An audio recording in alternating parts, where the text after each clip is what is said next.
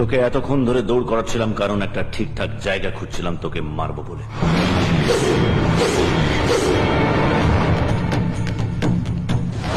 তোর ভাইকে আমি শেষ করেছিলাম বলে তুই আমার গলা কাটতে এসেছিস, আর আমার চোখের সামনে তুই আমার বন্ধু আর তার গোটা পরিবারকে শেষ করেছিস। এতগুলো মানুষকে শেষ করার জন্য তোর আমি কটুকু করবো কথা।